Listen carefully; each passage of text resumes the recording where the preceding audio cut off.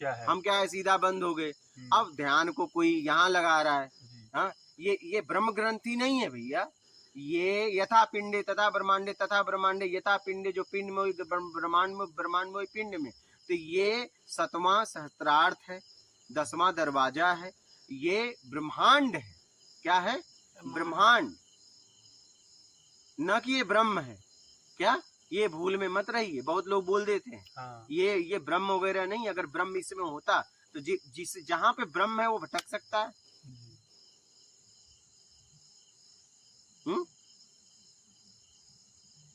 यही लास्ट बता रहे हैं। नहीं, वही ये लास्ट खुलेगा। ये कब कैसे खुलेगा? दुष्कर्म करके बंद हुआ है, सत्कर्म करके खुलेगा। सीधा सीधा सिद्धांत है, इसको सिद्धांत को समझो और आगे बढ़ो। गुरुजी इसके बाद भी कुछ है क्या? किसके बाद? ये खुलने के बाद भी? ये खुलने के बाद ये खुल गया तो खत्म हो गया। अच्छा। इस जगत से मुक्त हो गए। पहले इस जगत के पार, इस भावसागर को तो पार करो। और ये कैसे खुलेगा? सीधा सीधा इसका सिद्धांत है, इस सिद्धांत को समझ लो जी। अपने कमियों को ढूंढो और उसे कैसे निकालो, उसके लिए काम करो। सीधा सीधा। अगर मान लीजिए रबड़ यहाँ से बंधा है, छोड़ दिए तो कहाँ जाएगा? वापस वहीं जाएगा ना। और यहाँ से अगर उसको छुड़ा दो तो मूल अपने स्थान पे गिर जाएगा जी। तो अपने आप को छुड़ाओ। तो ध्यान में ध्यान करो। क्या? ध्यान में ध्यान। ध्यान में ध्यान करो। बैठ गए, अब आप क्या कर रहे हो? किसी विधि द्वारा कोई सांसों पे ध्यान कर रहा है, कोई बिंदु पे ध्यान कर रहा है, कोई ब्रह्म ग्रंथि बता के ध्यान कर रहा है। ऐसे खुल जाएगा क्या? ताला देखने से खुल जाएगा, चाबी से खुलेगा? चाबी से। जरा समझने का प्रयास करिए। पहले समझिए। आप कोई भी काम पहले समझ के करिए। कोई नाभि पे ध्यान कर रहा है, कोई सांस पे ध्यान, कोई बिंदु पे ध्यान, कोई नाक के इसके ऊपर ध्यान, मतलब तरह तरह के। अरे भाई, एकाग्र आप उसे न बहिर्मुखी जाने दे रहे हो, न अचेतन मन में जाने दे रहे हो। सफाई कैसे होगी? अचेतन मन में सारा कचरा जमा है। पहले आप बैठ जाइए, प्राकृतिक ध्यान घटित हो रहा है, ठीक है। और उसके बाद क्या, मन जहां जा रहा है जाने दीजिए। बस जाते जाइए, अपनी कमी को देखते जाइए। बस देखना है। अगर देखोगे तो अपने आप को छुड़ा लोगे। जैसे कोई मशीन बिगड़ी है, कहाँ बिगड़ी, अगर ये देख पाए तो फट से समझ जाओगे कौन सा पार्ट इसमें लगेगा। उस दुकान पे जाओगे, कहोगे भैया मुझे ये पार्ट्स दे दो, ये सामान दे दो और मैं इसे फिट करूंगा। बात समझ रहे हो? तो अपने अंदर देखो कि कहाँ कहाँ कमी है, कहाँ कहाँ मैं उलझा हूँ, कहाँ कहाँ उलझी हूँ। ध्यान को पहले पूरी गहराई से समझो। बैठ गए ध्यान लगाने, 20 साल से ध्यान लगा रहे हैं, कुछ नहीं हुआ। ये देखो कई साल से ध्यान लगा रहा है, आपने भी लगाया होगा। हो क्या रहा है? एक बात बताइए, हुआ क्या? हुआ क्या? Relax feel, relax feel. आप कुछ देर के लिए रिलैक्स हो जाते हैं। अरे तो रिलैक्स तो आप भूखे रहिए, जब भोजन करते हो तो उस समय रिलैक्स फील हो जाता है जी। सोने के बाद उठते हो तो रिलैक्स फील करते हो। क्या अगर साधना के बाद ही वही हो रहा है? आप शरीर सुख में पड़ गए, आपको समझ में नहीं आ रहा है। वो शरीर की सुख है, आत्मिक सुख से आप भटक गए। क्योंकि जब आप करोगे तो शरीर को ही सुख मिलेगा। करने से अपने आप को छुड़ाना है, और करना भी प्राकृतिक है। जिसमें कर्ता का भाव ना आए वो साधना करनी है। बात समझ रहे हैं? जी। सही है। जिसमें कर्ता का भाव ना आए, और किसी को पकड़ना नहीं। ये तो इतना पकड़ के कम परेशान हो क्या? और किसी को पकड़ना है? छोड़ना है। क्या? छोड़ना है। अपने को पहचानना नहीं है। पहचान में जो आसक्ति बनाए, उस आसक्ति को समाप्त करना है। हम तो अपने आप में आ ही जाएंगे। अपने आप को क्यों पहचानना? क्या मुझे भी अपनी नाम बताने के लिए मुझे चिल्लाना पड़ेगा मैं ये हूं? मेरी पहचान के लिए मुझे सब छोड़ना है। क्या? बस खत्म भाई। एकाग्र हो जाओ। अरे कौन अच्छा एकाग्र होना चाहता है? बताइए, कौन होना चाहता है? आत्मा तो अजर है, अमर है, पवित्र है, कहते हो अशुद्ध होता ही नहीं। तो एकाग्र कौन होना चाहता है फिर? बताइए। नहीं बताइए। लोग कहते हैं एकाग्र हो जाओ, एकदम ध्यान लगा के स्थिर कर दो। कौन स्थिर होना चाहता है? बोलो, स्थिर कौन होना चाहता है? माला बड़ा ध्यान से नहीं, आप लोग इतने दिन से साधना कर रहे हो, आप बताओ। चलो इसका जवाब आप दो। स्थिर कौन होना चाहता है? मन। अरे मन तो तुम्हारे द्वारा चलता है, वो कैसे स्थिर होगा? तुम मन के द्वारा तुम हो, तुम्हारे द्वारा मन है। हमारे द्वारा मन है। फिर वो तो शरीर का सिस्टम की व्यवस्था है, वो तो सिस्टम की व्यवस्था है ना। मोबाइल में एरो भागता है कि उसे भगाते तुम हो? एक तरफ भगा रहे हो, एक तरफ कर रहे हो एरो को स्थिर कर दो, वो तो तुम खोल दो भी तो भी स्थिर रहता है। अब चाहिए में काम करता है, खोलने के बाद भी देखो स्थिर रहता है, जी लेकिन जैसे जैसे चाहिए वो भागता है। तो ये एरो कंप्यूटर में एरो रहता है तो वो सिस्टम की व्यवस्था है, उसको हटा दोगे तो काम हैंग हो जाएगा। और आपसे मन है, आप क्यों नहीं समझते मन को रोकना चाहते हो? लोगों ने पढ़ा दिया, तुम पढ़ लिए मन को रोको, मन को, अरे कभी रुकेगा ही नहीं, और उन्हें पता है रुकेगा नहीं, हमें हमारे पास आता रहे। मन कभी रुकता है क्या?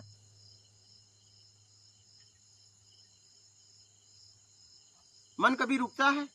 कैसे रुकेगा? ब्रेन हैमेज हो जाएगा। बात क्यों नहीं समझते हो? मोबाइल में एरो रुक जाए, कंप्यूटर में एरो रुक जाए तो क्या होगा? हैंग हो जाएगा। इतनी समझ है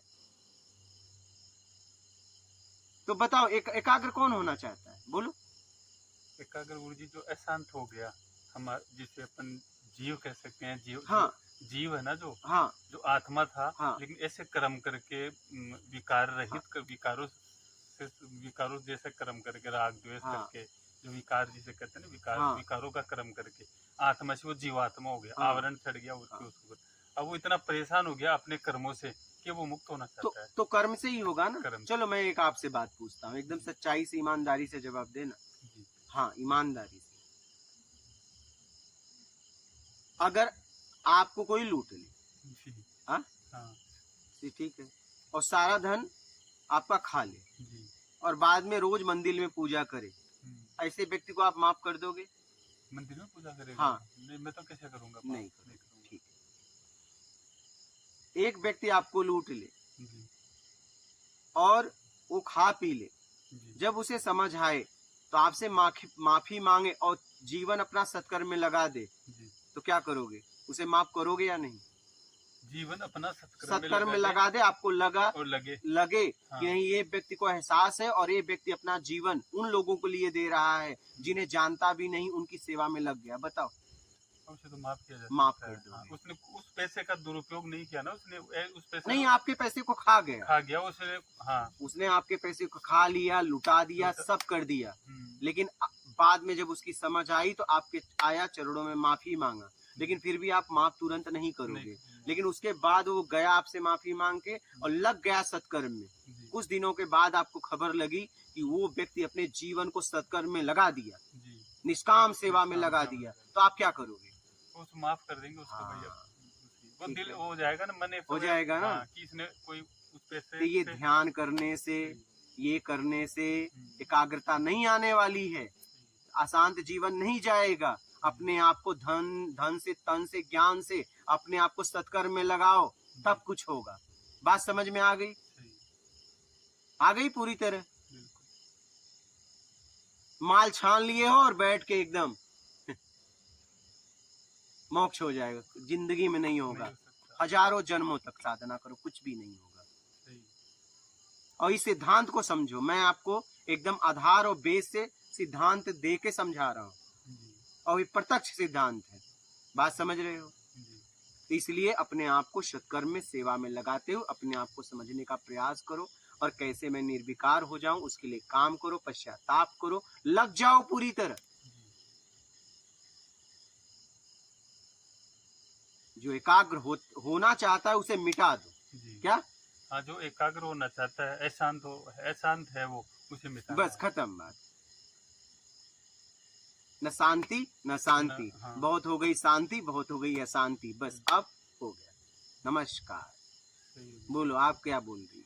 गुरुजी, मैं कबीरपंथ में थी ना, तो वहाँ जैसे सभी भक्तों को देखा और मेरे साथ खुद हुआ कि जब मैंने वहाँ नाम लिया तो वहाँ एड्रेस भी बता देते हैं ना, मंदिर हाँ। वगैरह का या अच्छे स्थान का, धार्मिक स्थान का, तो बोलते हैं नाम खंड हो जाता है। और वहाँ पे जैसे लोग है ना, मतलब भक्ति खूब कर रहे हैं और गुरु जी को ही भगवान मान रहे हैं, और बोलते हैं वही है सारा सृष्टि करता धरता, वो तो रूप लेके आए हैं यहाँ पे, मनुष्य जन्म लिया उन्होंने, और वो है ना, उनको हर टाइम मतलब जाते हैं, वहाँ प्रणाम भी करते हैं उनके स्थान पे, जबकि वो अपने स्थान पे नहीं है, लेकिन वो जाते हैं। तो गुरुजी वहाँ मैंने देखा सबके परिवार टूट रहे वहाँ पे, इतना मतलब उनकी माला करके और उनका मतलब सांसों का ओम ओम सोम मंत्र है उसको करके, तो है ना मतलब फिर भी है ना पति पत्नी के रिश्ते टूट रहे हैं, माता पिता है क्योंकि वहाँ जाने से ना एक तो परिवार से ना मतलब आप समझ लो रिश्ता टूट ही जाता है एक तरह से, क्योंकि कोई बार त्योहार नहीं मनाना, कोई है ना आपके है ना रिश्ते में है ना जाओ शादी वगैरह में तो है ना मतलब देन लेन होता है ना, वो हिसाब से नहीं करना, ये सोच के देना कि भाई हम यहाँ खाना खा रहे हैं उसका पैसा दे रहे हैं, वो भी माँ बाप को देना है उस हिसाब से देना, शादी का बोल के नहीं देना।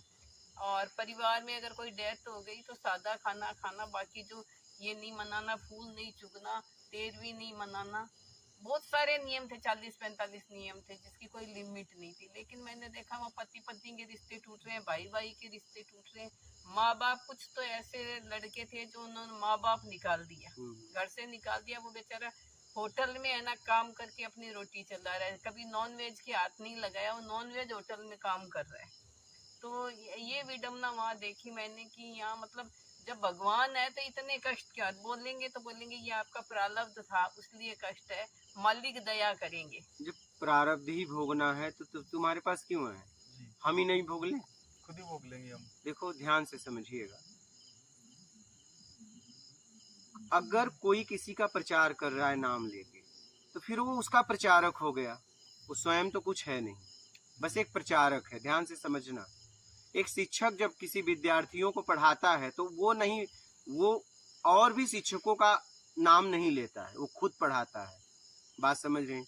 और कोई अगर गाइड से पढ़ा रहा है तो शिक्षक लायक नहीं है, ठीक है।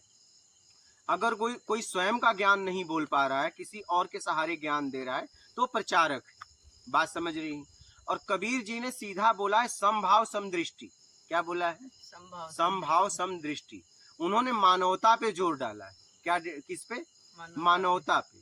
और उनके घर पे कोई भी आता था तो वो स्वागत करते थे, उसकी सेवा करते थे। यहाँ तक बोला गया है कि अतिथियों को भोजन करा के फिर भोजन करते थे, उतने गरीबी में भी, और वो आवरण नहीं देखते थे। बात समझ में आ रही है? और उनका नाम लेके अगर कोई उनके बारे में बोल रहा है, बात समझ, तो प्रचारक हुआ, नहीं तो वो अपना बोलता। बात समझ रहे हो? मतलब वो उस स्थिति पे पहुंचा नहीं। तो जितने महापुरुष हैं उन्होंने मानवता पे जोर डाला है। और रही बात नाम की, तो ये शरीर का नाम है, ये शरीर ही जल जाएगा तो नाम कहाँ रहेगा? क्या? और जो है इसके अंदर वो है बेनाम। क्या? तो बेनाम हो जाओ। कितने नाम तो मिल रहे हैं, और नाम क्यों ढो रही हो? क्या करेंगे नाम लेके? जिसका नाम रखा जा रहा है जब वही नहीं रहेगा तो नाम खंड हो चाहे अखंड हो, क्या करेंगे लेके? समझ रहे हैं? पता नहीं कितने शरीर का कितना शरीर बदला, कितने नाम मिले नहीं। इसलिए नाम के चक्कर में मत पड़ो, काम के चक्कर में पड़ो। अपने अंदर मानवता लाओ, सेवा करो, निष्काम सेवा करो, ठीक है। बोला गया कर्म ही पूजा है। क्या? कर्म ही पूजा है। जितने महापुरुष हुए, चाहे कोई भी, उन्होंने एक ही बात कहा, सबसे प्रेम करो। और एक बात, जीवन में भूखे को भोजन, प्यासे को पानी, और कोई मार्ग पूछे तो चाहे कोई भी हो, यहाँ तक कहा गया शत्रु भी हो तो बता देना। क्या? शत्रु भी हो तो बता देना। और रास्ते पे पेड़ के नीचे कभी गंदगी मत करना, क्योंकि पता नहीं कौन कौन उस रास्ते से जा रहा है और कौन कौन आके उस पेड़ के नीचे छा लेगा। ये बात का विशेष ध्यान रखना। पहले तो मानवता को जागृत करो। या तो हम देवता प्रवृत्ति में चले गए, या तो राक्षस प्रवृत्ति में चले गए। पर हम मानव होने के बाद पशुओं की तरह जी रहे हैं, बस अपना देखना है, अपना देखना है। बात समझ रही है? वहाँ से मैंने छोड़ दिया तो सब बोलते हैं कि ये तो ना वो गुरु विरोधी हो गई। गुरु क्या है? गुरु शब्द है, शरीर नहीं। हम शब्दों को, हम अगर किसी के पास जाते हैं तो हम उसके ज्ञान को देख के जाते हैं, न कि उसके शरीर को देख के। जब हम देखे ज्ञान नहीं है तो हम उसके पास रह के क्या करेंगे? और एक बात बताऊं, ठीक है, सुनिए। अगर कोई वैवाहिक जीवन अपनाया, स्त्री पुरुष ने, अगर बच्चे चाहिए और पता चला 2 में से एक कमी है तो जरूर एक को बदलना चाहिए। दोनों में कमी है तो पड़े रहो, कहीं मत जाओ। बात समझ रहे हो? विरोध करने के लिए ताकत होनी चाहिए। गुरु का विरोध तब करोगी जब तुम पूरी ईमानदारी से चलोगी। बेईमान आदमी कभी विरोध नहीं कर सकता, ये ध्यान देना। जी या तो कमी मुझ में है या तो गुरु में है। क्या? अगर गुरु में कमी है तो गुरु छोड़ दो, अपने में कमी है तो गुरु से पूछो कि मैं इस कमी को कैसे दूर करूं, मैं आपकी शरण में आ गई हूं। लेकिन समझने के बाद किसी के बारे में बोलो, ऐसे ही किसी के बारे में मत बोलो। और विरोध करने के लिए ताकत चाहिए, विरोध करने के लिए ईमानदारी चाहिए। विरोध करना इतना साधारण बात नहीं है। आप मेरी बात समझ रही हैं? कमी तो है ही है ना। अगर हमारा आत्मिक कल्याण नहीं हो पा रहा है, मुझे कुछ नहीं समझ में आ रहा है, या तो मुझ में कमी है या तो सामने वाले में कमी है। अगर मुझ में कमी है तो अपने कमी को हटाओ, अगर उसमें कमी है तो आगे बढ़ो। बात समझ रहे हैं? और दोनों में कमी है तब क्या? गुरु आइन 90 चला, गुरु के मारे ढेला ढेला, तब कहाँ जा रहे हो? बस पड़े रहो एक जगह, हाँ, आपस में लड़ो। हाँ, पड़े रहो। गुरुजी ये 60 नाम और 60 शब्द क्या होते हैं जो सब जगह ये कबीर पंथ में हो रहे हैं? हम देखो व्याख्याकार नहीं। हाँ, क्या? हम उसी व्याख्या, को मोक्ष बोलते मैं हैं आपको लास्ट में। मैं क्या बोल रहा हूँ, हम व्याख्याकार तो है नहीं। हाँ। हम लोगों ने जो बोल दिया हम उसका व्याख्या तो करने वाले हैं नहीं। बात समझ रहे? मैं सीधा सीधा आखिरी मार्ग बता रहा हूँ, ठीक? और ये भी मेरा नहीं है, मुझे मिला है, ठीक है। मैंने साधना की, मैंने तपस्या की और मैं भ्रमण किया 2011 से 20 तक, मुझे ये मार्ग मिला आप लोगों के लिए। मैं सीधा मार्ग बता रहा हूँ, इस मार्ग में मैं भी नहीं हूँ।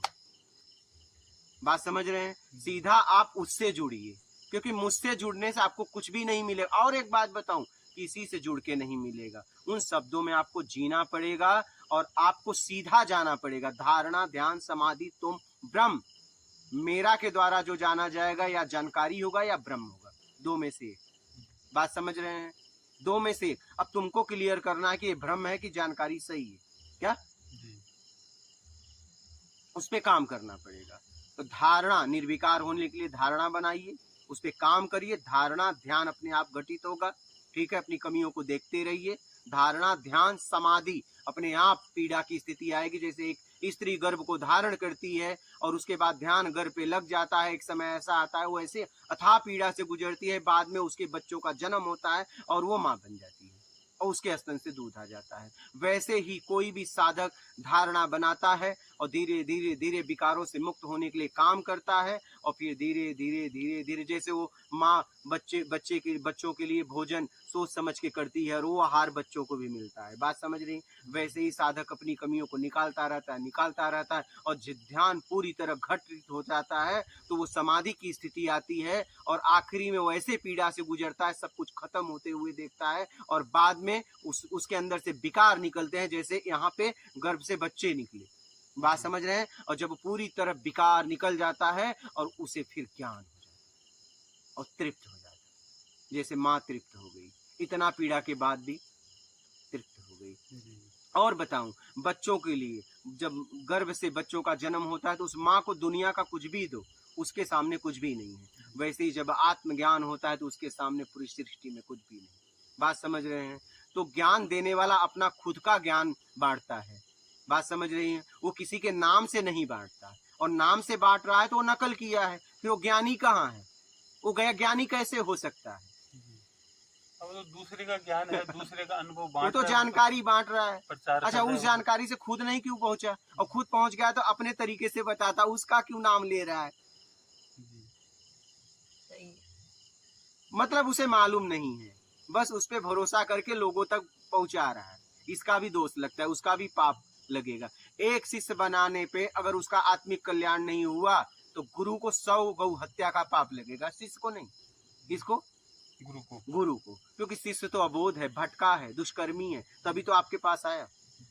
वो नासमझी है, उसके अंदर छल, कपट, चोरी, बेईमानी, चापलूसी, मकारी, दूरता, पाखंड कूट कूट के भरा है। यह आपको पहचानना चाहिए। मेरी बात समझ रही हैं? ये जो लाइन में लाखों को बना रहे हैं ना शिष्य, पता नहीं इनका क्या होगा। यहाँ तक शिष्यों का नाम भी इन्हें नहीं पता। जिन माँ को अपने बच्चों का नाम नहीं पता हो, उन माँ को आप क्या बोलेंगे? बोलिए। ये तो पशुओं वाली हाल हो गई, हर साल बच्चे पैदा करो छोड़ दो, पैदा करो छोड़ दो।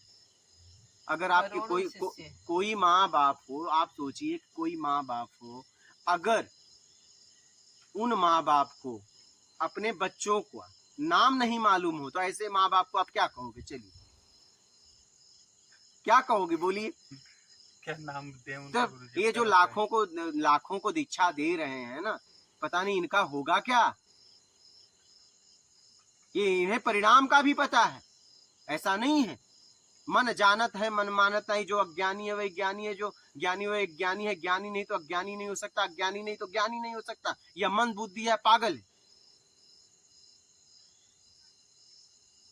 इस सब बातों को समझिए। और ऐसा नहीं कोई शब्द बोल दिया तो हम उसकी व्याख्या करेंगे। हम आपको सीधा मार्ग बताएंगे कि हम उनके बारे में बोलने के लिए निकले हैं, हम आपसे बात करने निकले हैं। हम सीधा बात करते हैं, क्या बीच में कोई नहीं, हम तीसरे को नहीं लाके खड़े करते। बात समझ रही है? हम मार्ग भी ऐसा बता रहे हैं, तुम जानो वो जानो, हम नहीं है उसमें। हमारे काम में तीसरा नहीं आता। मेरी बात समझ रही है? सही है। क्योंकि मैं किसी का प्रचारक नहीं हूं। मैं पहले काम करके उस स्थिति पे पहुंचा और उसके बाद मैं ज्ञान दे रहा हूं। और ये सीधा सरल ज्ञान, एक भी शब्द इधर उधर इसके नहीं किया जा सकते, क्योंकि मेरा नहीं है, ये आप लोगों के लिए मिला है। और ये प्रत्यक्ष मार्ग है, इसको अपना के अपना आत्मिक कल्याण करो। बात समझ में आ रही है? आपको आ रही है? और कोई संशय हो तो बोलो, बोलो। और कोई प्रश्न है?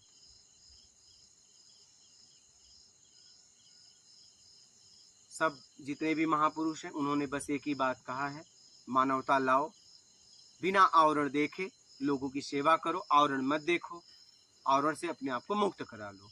और आखिरी बात बोल दूं, अभी तक जितना भी पृथ्वी पर बोला गया है सबका सार है ईमानदारी, मुक्ति है, बेईमानी बंद है।